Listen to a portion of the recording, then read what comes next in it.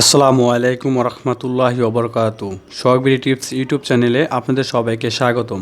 প্রিয় দর্শক, আমরা অনেকে আইফোন ইউজ করি, কিন্তু আইফোন ইউজ করার ক্ষেত্রে আমার এখানে আইফোনের একটা সেটিংস আছে, সেই সম্বন্ধে কিন্তু আমরা অনেকেই জানি না। এই যে একটা চাঁদের মতো একটা আইকন দেখতে পারবেন, এই চাঁদের মতো আইকনের কাজটা কি আসলে, এটা কিন্তু আমরা অনেক আইফোন ইউজাররা জানি না।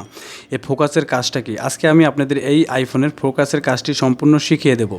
আপনারা চলে যাবেন ফোন থেকে সেটিংসে যাওয়ার পরে স্ক্রল করে নিচের দিকে আসবেন। আসার পরে এই যে এখানে একটা অপশন দেখতে পারবেন ফোকাস, জাস্ট এই ফোকাসে ক্লিক করে দেবেন। Do not disturb, personal, sleep আর আছে ওয়ার্ক।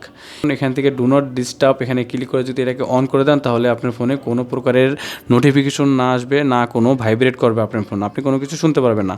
এখন এখানে কিন্তু আপনি কয়েকটি অ্যাক্সেস করতে পারেন, কয়েকজনকে অ্যালাউ করে রাখতে পারেন, যারা আপনাকে পার্সোনালি কল দিলে তাদের রিংটোন আপনার মোবাইলে বাজবে, তাদের সাউন্ড আপনার মোবাইলে বাজবে। কেউ যদি আপনাকে ফোন দেয়, কেউ যদি আপনাকে মেসেজ করে, সেক্ষেত্রে যেখানে আছে পিপল, যদি আপনি এখান থেকে পিপলে ক্লিক করে দেন, এখানে যে অ্যাডে ক্লিক করবেন। অ্যাডে ক্লিক করার পরে এখান থেকে আপনি যে নাম্বারগুলো দেখতে পারবেন আপনার ফোনে, যে নাম্বারগুলো এখান থেকে অ্যালাউ করে দেবেন, সেই নাম্বারে কিন্তু আমি এখান থেকে ফর এক্সাম্পল এখান থেকে আব্বু বিএল দিয়ে দিলাম, তারপর থেকে ডানে ক্লিক করে দিলাম।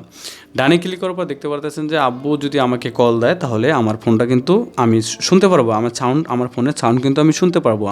এটা ছিল এখানে কিন্তু এই কন্ট্যাক্টের ক্ষেত্রে। এখন আমরা যদি এখানে ব্যাকে চলে যাই, ব্যাকে যাওয়ার পরে যে দেখুন এখানে আছে অ্যাপস। এখন আপনি যদি কোনো অ্যাপসের নোটিফিকেশন আপনার মোবাইলে শুনতে চান, তাহলে এখান থেকে ক্লিক করে এখান থেকে অ্যাডে ক্লিক করে দেবেন। অ্যাডে ক্লিক করার পরে যে আপনার সামনে সব অ্যাপসগুলো এখানে চলে আসবে।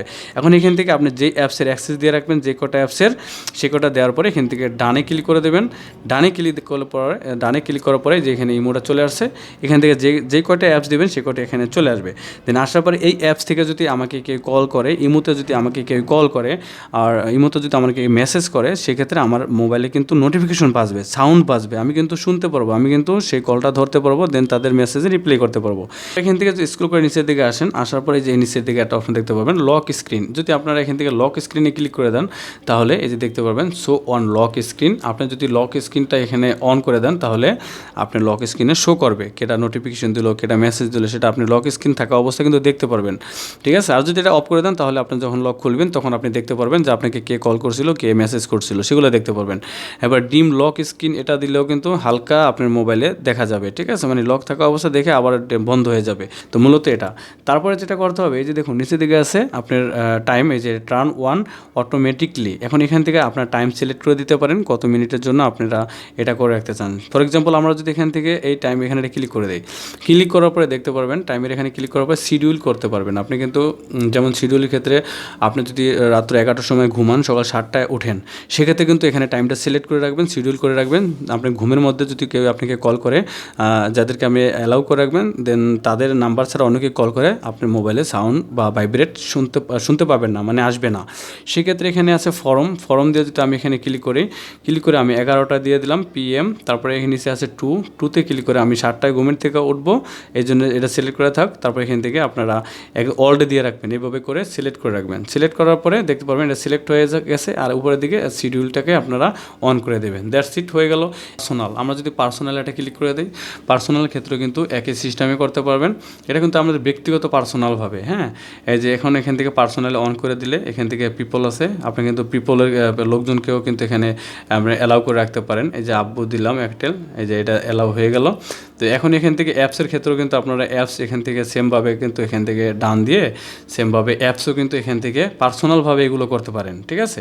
তারপর এই যে এখান থেকে আছে ফোকাস স্ক্রিন টাইম, তারপর লক স্ক্রিন, সেমভাবে কিন্তু আপনারা পার্সোনালভাবে এই কাজটা আপনারা করতে পারবেন। এটার ওই ডু নট ডিস্টার্ব মোডের সেমভাবে। আর এটা আছে স্লিপে যদি ক্লিক করে দেন, তাহলে এখান থেকে নেক্সটে আবার ক্লিক করে দেবেন। নেক্সটে ক্লিক করার পরে যে অ্যালাউ পিপল ফর নোটিফিকেশন, আপনি যাদেরকে অ্যালাউ করে রাখবেন, তাদের কল রিংটোন আপনি কিন্তু শুনতে পারবেন, মেসেজ কিন্তু আপনি আপনার ফোনে দেখতে পারবেন। সেক্ষেত্রে এখান থেকে প্লাস আইকনের পরে ক্লিক করে আপনার নাম্বার সিলেক্ট করে দেন ডানে ক্লিক করে দেবেন, তাহলে কিন্তু এই নাম্বারে শুধু তাদেরকে অ্যালাউ আসবে। আর কল ফ্রম, এখান থেকে ফেভারিটে ক্লিক করে আপনারা যারা আপনাকে কল করতে পারবে, তাদেরকে আপনি যদি ফেভারিট নাম্বার দিয়ে রাখেন, তাহলে সেক্ষেত্রে ফেভারিটে কিন্তু আপনাকে ফেভারিট কন্ট্যাক্টে আপনাকে কল করলে আপনার মোবাইলে রিং বাজবে। তো অনেকে জানে না যে কীভাবে নাম্বার ফেভারিট করতে হয়। তো তারা চলে যাবে নিচের থেকে ফোনপেতে যাওয়ার পরে এখান থেকে কন্ট্যাক্টে ক্লিক করে দেন এখান থেকে আপনারা যে কোনো একটা নাম্বারে ক্লিক করবেন। নাম্বারে ক্লিক করার পরে দেন স্ক্রল করে নিচের দিকে আসবেন, আসার পরে এই যেখানে একটা অপশন দেখতে পারবেন ফেভারিট, এখানে একটা ক্লিক করে দেবেন।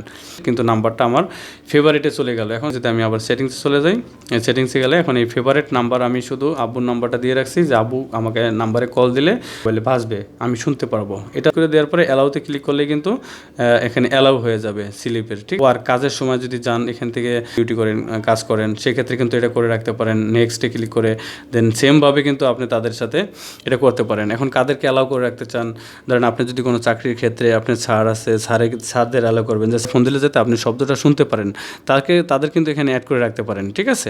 ফ্যামিলির কারো নাম্বার এখানে অ্যাড করে রাখতে পারেন, অ্যালাউ করে রাখতে পারেন, যাতে তারা ফোন দিলে আপনি শুনতে পারেন। তো আশা করি এই ভিডিওটি আপনাদের কাছে অনেক অনেক হেল্পফুল হবে। ভিডিওটি দেখে যদি আপনারা একটু উপকৃত হন তাহলে অবশ্যই ভিডিওটিতে একটি লাইক দেবেন, আর চ্যানেলে নতুন হয়ে থাকলে সাবস্ক্রাইব করে সাথেই থাকবেন। তো আজকের মতো আমি সোহাগ বিদায় নিচ্ছি, দেখা হচ্ছে পরবর্তী ভিডিওতে। সেই পর্যন্ত ভালো থাকবেন, সুস্থ থাকবেন। আল্লাহ হাফেজ। আসসালামু আলাইকুম রহমতুল্লাহি ওয়া বারাকাতুহু।